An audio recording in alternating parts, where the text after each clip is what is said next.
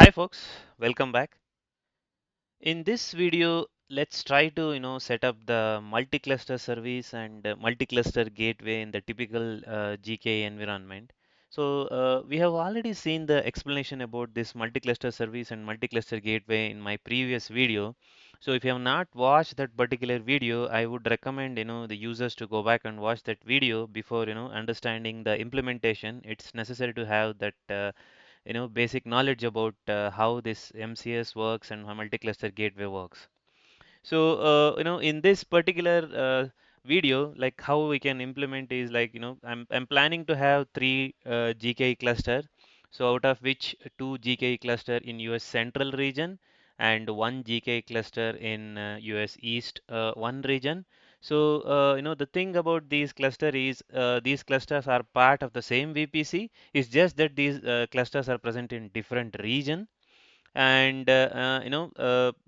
again, when I was explaining about MCS, I have given an explanation about like the requirement to implement the MCS and all. Like it has to be part of the same VPC and it has to be part of the the same fleet and all those things. So again, please go back to that video and watch those details. So let's come back. Out of these, three clusters, as I was saying, two clusters in US Central one and one cluster in US East one. So again, out of two clusters in US Central one cluster would act as the central configuration cluster, where we are enabling our multi-cluster gateway, and the remaining two clusters where we are actually deploying the workloads, Kubernetes workloads. So we are deploying the sample store application which is provided by the Google. I'll show you how we can go and grab those sample deployments and all.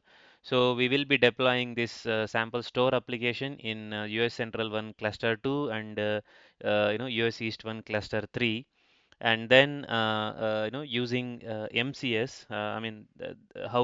Basically we can define a particular service with the help of this service export, and then how we can import it and all those things. That's basically how we can enable this MCS at the ingress, and then how we can enable this multi-cluster gateway features and all those things. Let's see step by step implementation. I you know I'm again The best place to see all those details is the documentation. So if you go here, you can see how you can set up the multi-cluster service. In this example, you can see they have given an explanation about multi-cluster service. Like you need to enable these APIs, and then this is how basically you can enable the multi-cluster service. Like fleet level, basically a multi-cluster service enable command this is, and then you are registering your cluster to fleet, and then sorting the couple of IAM policies, all those things, which I have already shown in my previous video. And further, if you come down here, you have multi-cluster load balancing. So if you go to enable multi-cluster gateway, I think here you have the working example, whatever I'm trying to show here. So rather than US West one, I have chosen US Central one because I have a sufficient quota to implement there. And the US East one I'm keeping as it is. So this is the typical, the setup which I'm trying to, install. Here, if you see the cluster one, just read West as a central because I'm implementing in central. So that would be your configuration cluster, and remaining two are your workload cluster. See, it's just because the first cluster is a configuration cluster, that does not mean that it cannot contain the Kubernetes workload. It can. It's just that we have kept it.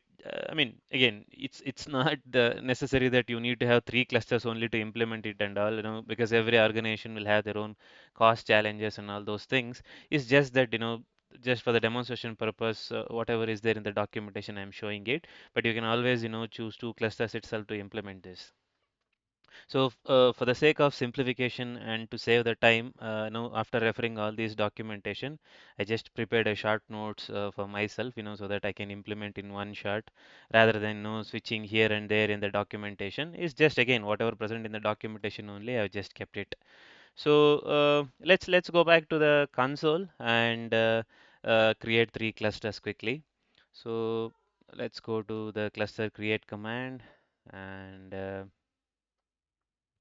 let's switch to standard. I mean, you can implement the same thing in autopilot cluster as well.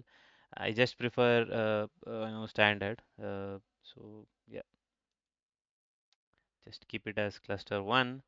I'll make it as a regional cluster, and it would be in the US Central one. I'll just specify in two location so that two nodes are more than sufficient for me. And then I will go back to I'll keep the regular channel as it is, and all these configurations I'll keep. I won't register to fleet at this moment. I do that later. Let me go to automation. Here I don't need all these things. I'll keep as it is.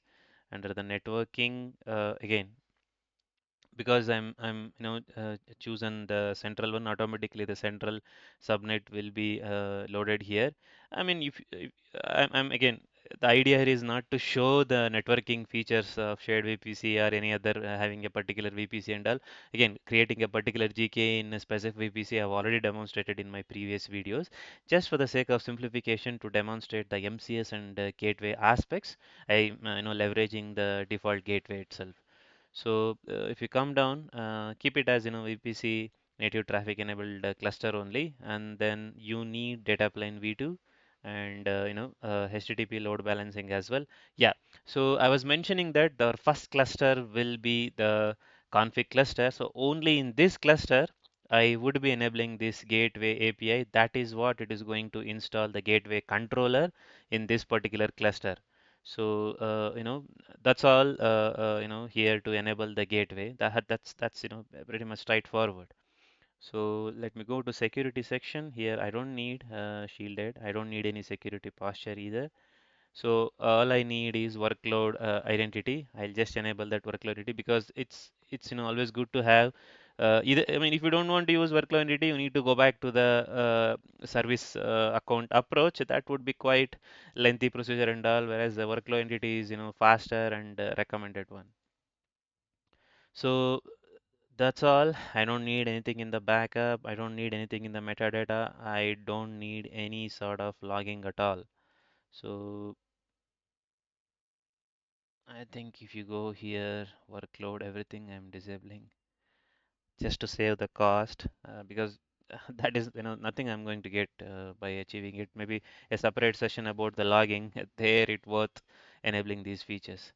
So I'll be leveraging the default pool itself. So I'll just keep it one so that only two nodes. That's all. I will go ahead and create this cluster.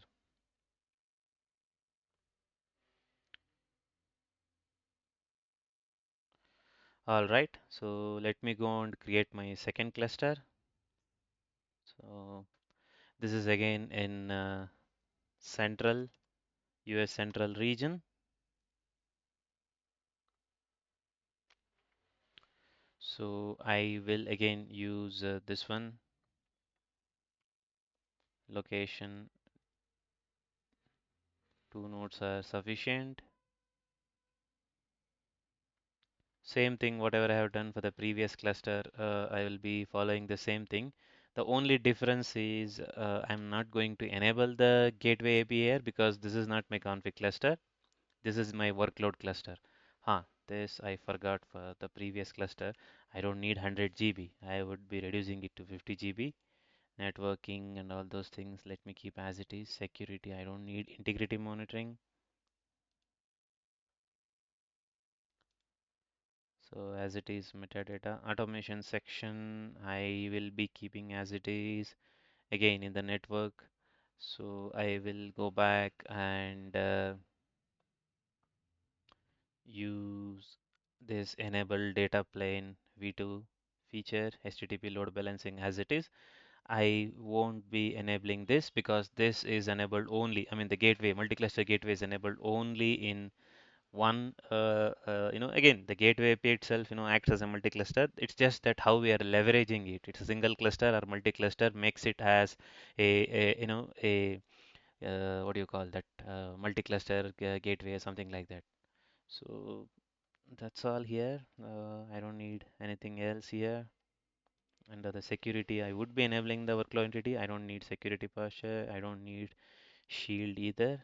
Backup plan I would be keeping as it is. Metadata as it is. Features again same thing. I don't need any sort of logging. I removed it. I removed this as well.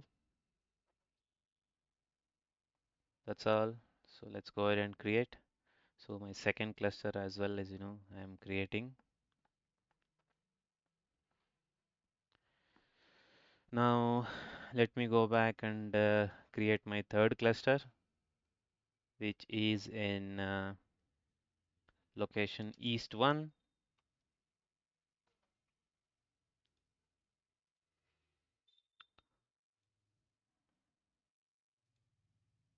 Two nodes sufficient.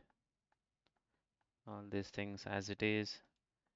Fleet registration, no, same thing. Whatever I did for cluster do. Oh, I did a mistake in the previous cluster, it seems. I think I did not restrict it to. Oh, okay, I did, I think. Okay, okay, that's good. Let me check. Total size is 2. Okay, that's good. I'm sorry about that confusion.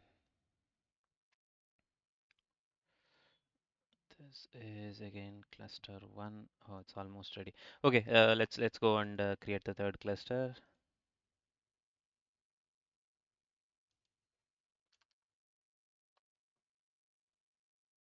So I'll be selecting US East 1 and the location I'll be keeping it to 2 zones.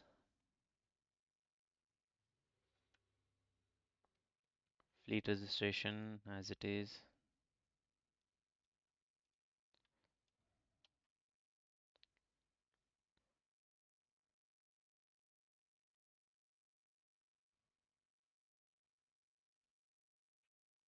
Let it be. I'll be keeping 50 GB and networking as it is, all the features. Security, I would be removing the integrity monitoring.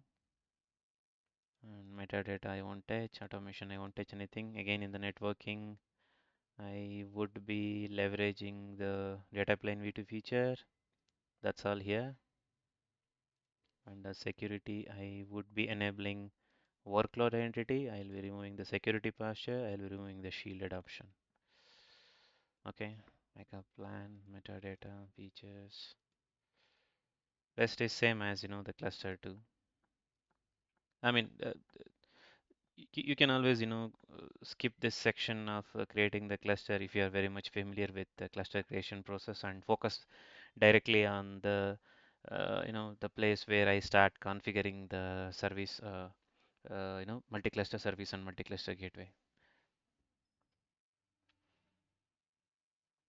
So let's wait and come back once the clusters are ready. All right. So now that all three clusters are ready, so let me grab the credentials of those clusters. So before that, I'll see if I have any other existing cluster credential.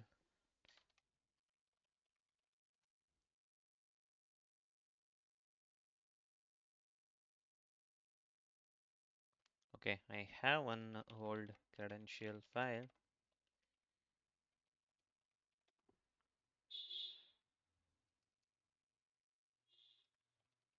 Let me delete that particular context.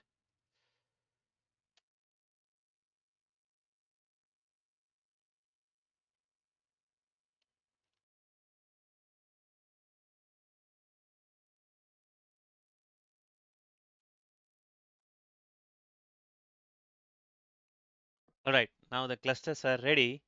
Let's try to grab the credentials of those clusters and then we'll try to register the cluster to fleet. So let me grab the credentials of my first cluster. So my cluster name is this, and then my region would be US Central 1. Okay, this will be for my first cluster, and my second cluster, this would be same location, in fact. So the third cluster, it would be US East 1. All right. So now let me get the credentials for the first cluster. So let me see if I have any existing credentials or any context basically. Oh, sorry for the typo. Okay, I don't have any. So let me grab the credentials of my first cluster. So let me grab for my second.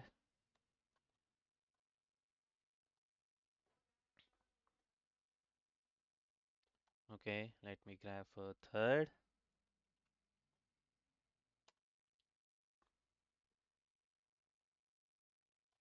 All right. So I mean you can always go back and list the clusters using this command. So it will give you all the running clusters. So now at this moment, the clusters are not registered to fleet. You can always, go back and see here under the fleet section. If you see currently there are no fleets. So now what we will do, all these three clusters will go and register to fleet. So this is the command. If you have watched all my previous videos, I have done this, multiple times. So let me go and register the. I mean, you can use this one, or or you can use this one. I mean, both the commands will work. It's up to individuals. I mean, okay, let me do this one only. So both does the same thing. Since the workflow entity is already enabled, I'll directly use this.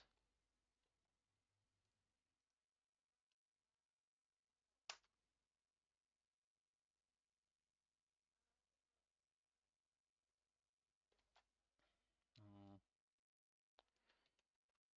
for the next, so now you can go back and check here. I think yeah, there you go. It registered the fleet, and then I mean it's created the fleet, and then it registered my first cluster. So let me perform the same thing for my second.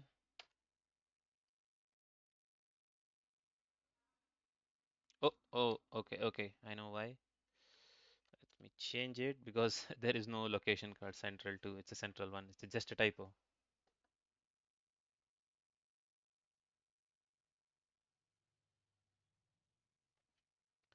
You can always go back and check in the background.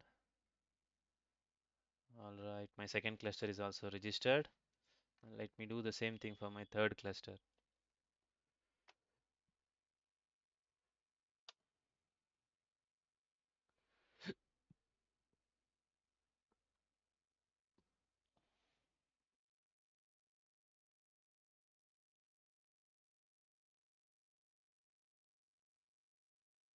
All right, so now it has enabled for all three. So let's cross verify that one more time.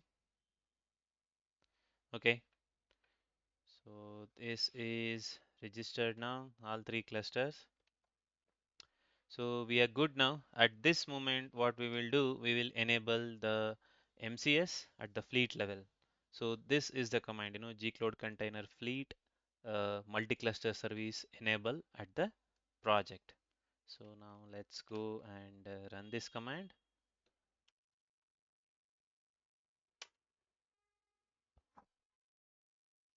This may take a couple of seconds. Sometimes it may take up to 5 minutes to enable this.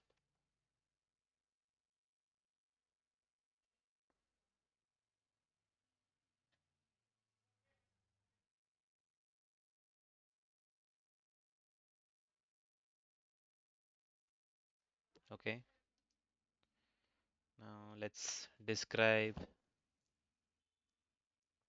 and see. Okay, this is active. Multi-cluster service is active status.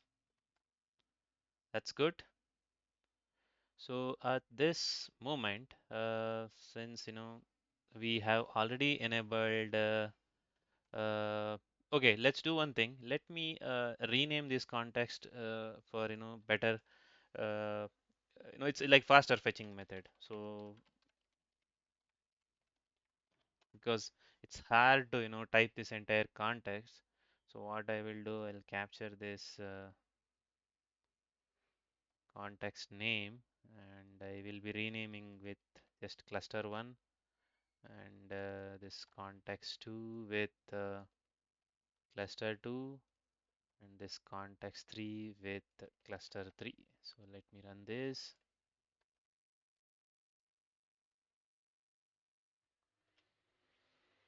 So now if you run, you will see, these contexts are, yeah, so why I have renamed is, now if you see kubectl get ns hyphen hyphen if you can always go back and give this context name and fetch a particular cluster. Context is equal to cluster 1. Oh, sorry, it's equal to, this will show you all the namespaces which are created.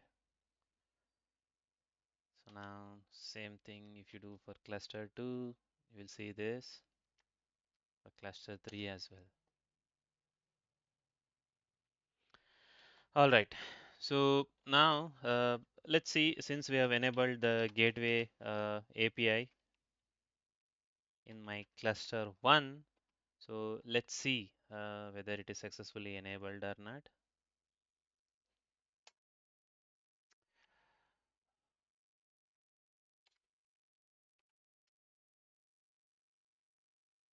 Okay, you have the kubectl, I mean the gateway API classes are already enabled because you enabled the gateway API at the cluster level.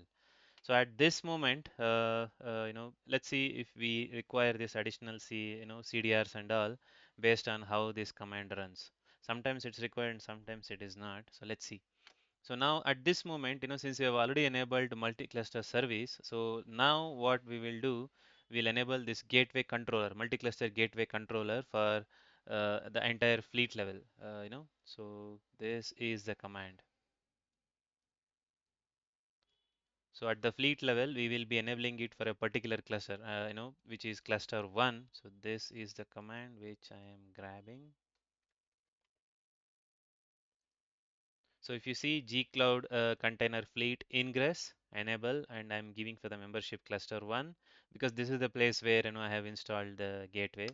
Now let's this would again take couple of seconds and up to 5 minutes sometimes.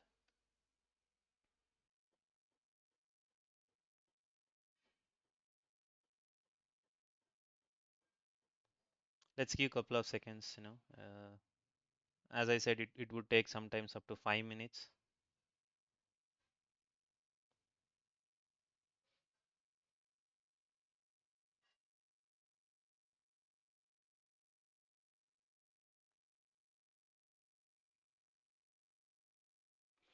Okay, it is done. Now let's describe and see.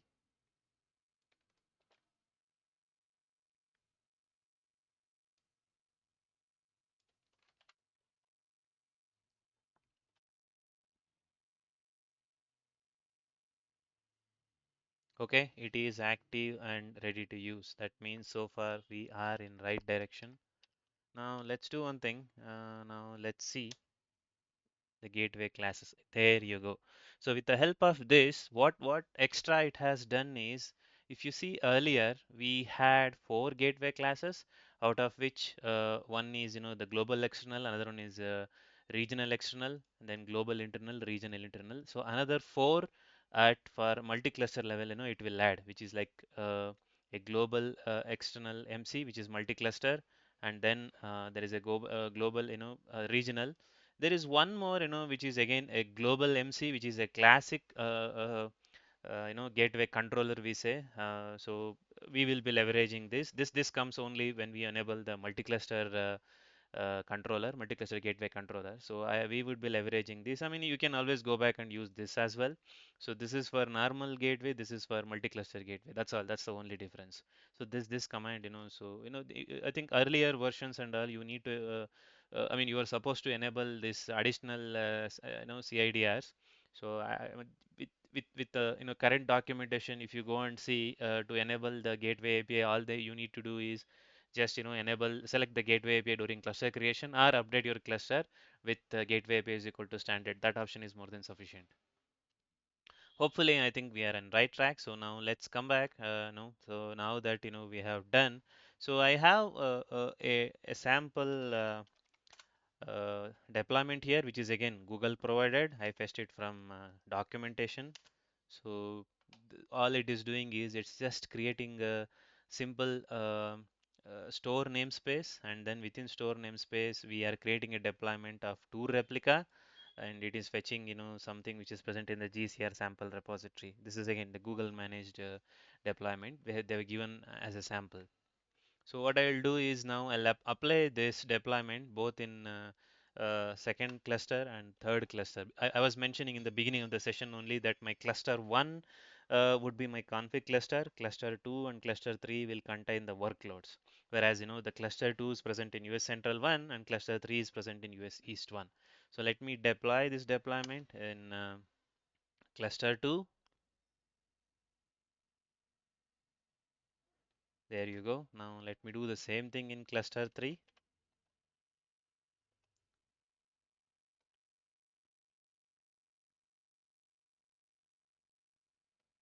All right, let me see if these workloads created properly or not. Hyphen n store.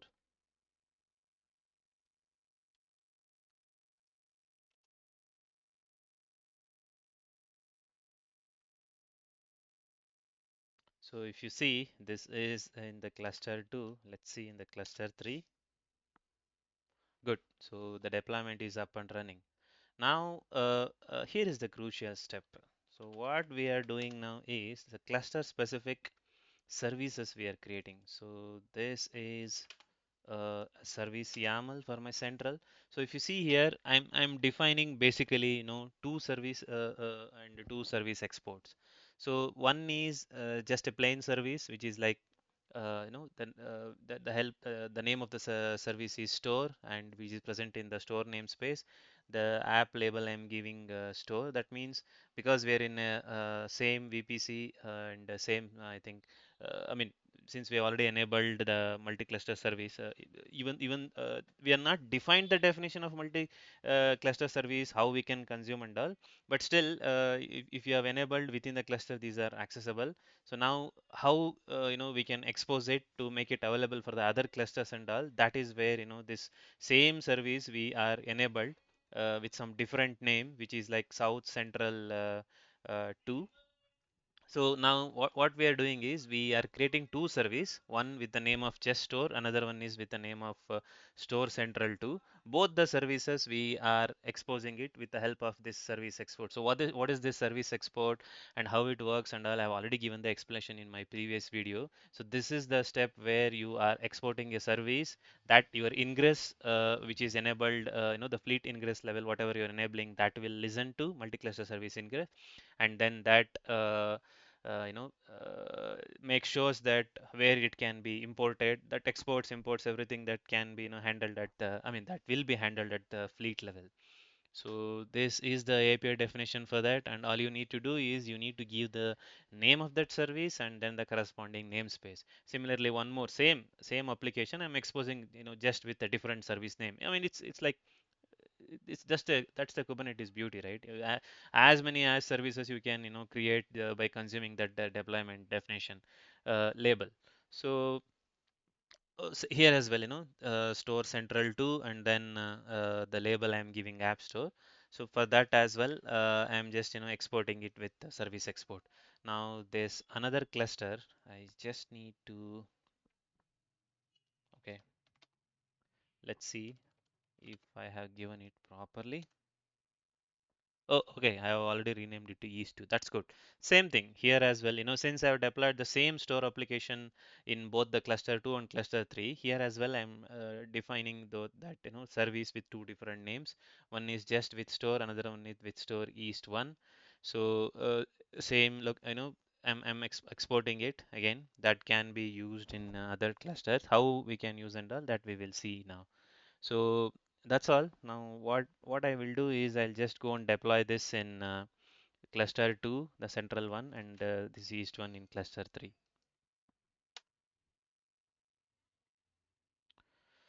Okay, the naming is different or what?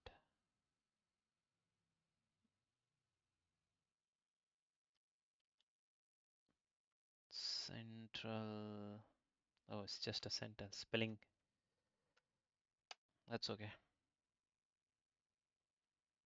It's now applying to that. It's created service and service exports. Similarly, now we will do the same thing for cluster 3.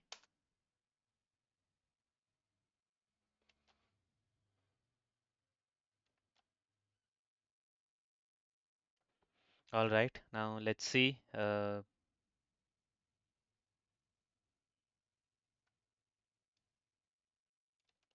service exports. All right, there are two service exports which are present in cluster 2, two service exports which are present in cluster 3. That means basically you're exposing that service, so that that can be consumed by all two remaining two clusters. So what we will do now is I have a gateway definition here.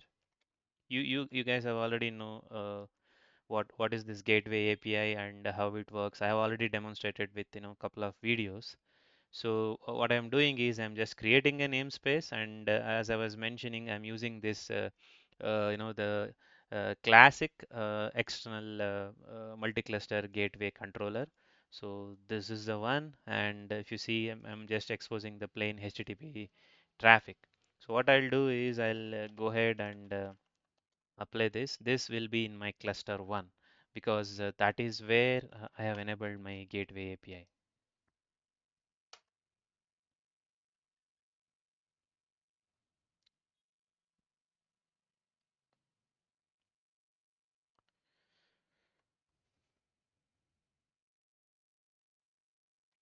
All right, so what we will do is now let's go and check that hyphen and store namespace in the context cluster 1. That's good. Currently, if you see, it is programmed to unknown because you guys already know that unless you define the HTTP route for that, it won't be provisioned. So I have an example for HTTP route as well here. So this is the place where you are doing similar same thing. What I'm just defining, and I'm the name for this route, and then it's in the store namespace. I'm consuming the gateway whatever I created here. Okay. So since it is in the same namespace, it will be given a reference as same, but you can always go back and change it to all once the gateway is created, or you can predefine the definition here as well as all. So that's something you can always go back and do. So here if you see parental reference, this is one which is it has to refer to external HTTP gateway, and I have given two matches here for the rules. One is if at all we hit this slash central with whatever the load balance IP we are getting. If I hit slash central, then the backend reference it should consume through service import whatever I have done, that will eventually call that service whatever it is there, that wherever it is deployed, and from the call will go to that, and it will fetch from that, and then it will serve the traffic. So similarly, if you see slash east, then it will consume this, and then it will fetch the traffic. It's a simple, and it's straightforward. That is the reason why we are exporting it. That means it can be consumed anywhere. It doesn't matter where it is deployed, whether if you are deployed in cluster 1, if you export it, it can be consumed in cluster 2 and cluster 3. Similarly, you have exposed in cluster 3, it can be consumed from cluster 1 as well. So it's as simple as that. That's about the multi-cluster service. That's the beauty of that. So now let's go and deploy this again in cluster 1.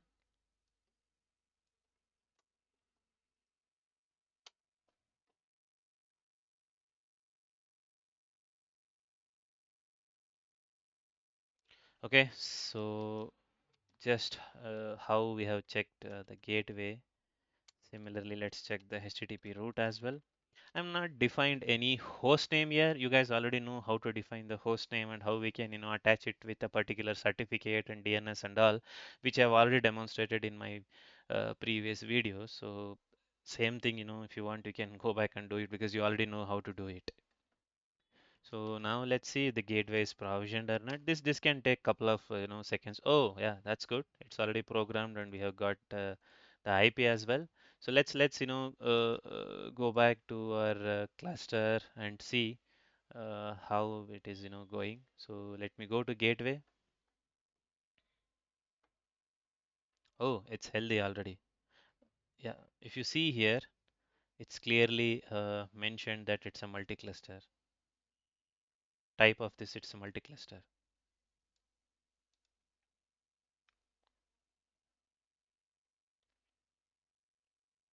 So you can see here every the minute details. So it's handling from your configuration cluster.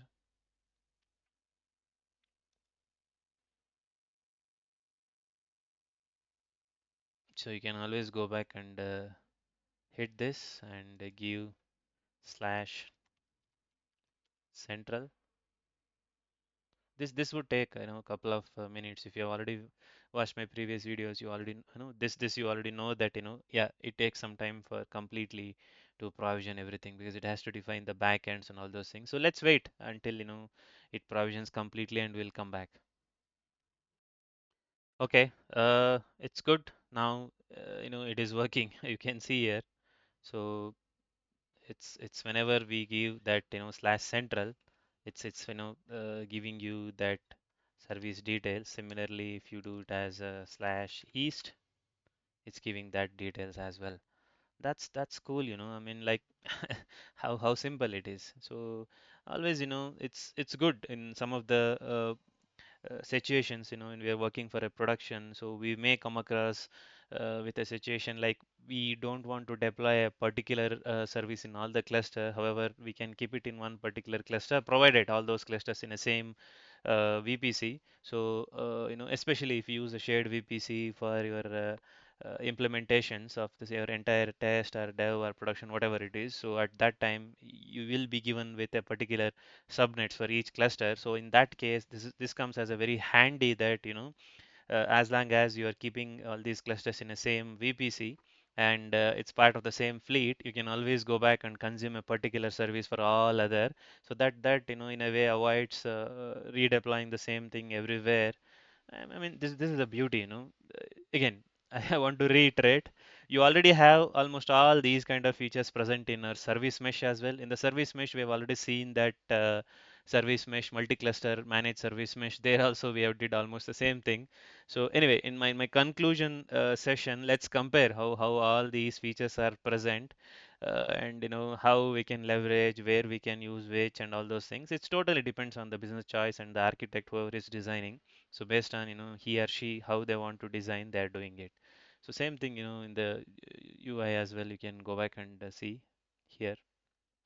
It's just doing the same thing. So that's all. That's all about MCS and multi-cluster gateway. Thank you so much, friends. So I think we did almost all kind of a scenarios with respect to service mesh. Antho service mesh, or now it is called as cloud service mesh. And some apart from the core features of service mesh, we did touch base on some of the things about the multi-cluster service and then the gateway API, how we can use this gateway API as well. For the existing GKE by enabling it at the fleet level, some of the features, and then this multi-cluster service, multi-cluster gateway, all those things. You may feel like these are not part of the core cloud service mesh features, but yet I have covered because you need to know, as a whole, how you can leverage different kind of service, despite of the service mesh present, because there is a possibility that you can combine both service mesh and this features in a particular cluster. As I said, right, you can always have the gateway API features plus the Istio gateway features in a particular cluster, which I'll be demonstrating in the upcoming session. So I may record another two videos to conclude the cloud service mesh. One more is for setting up the cloud service mesh in off Google Cloud environment, which is an in place, I mean, which is an in cluster cloud service mesh. It would be for the GKE cluster on Azure and GKE cluster on Amazon. and then finally, a conclusion session for all these things. Or not the conclusion. I mean, like how we can leverage both Gateway API and Istio Gateway in a particular Kubernetes cluster or in a service mesh enabled environment. So, and then finally conclusion. So another 2 to 3 videos, I would like to completely conclude this, and then we'll focus on ASM. So thank you so much, friends, for your time. So I'll see you in the next video.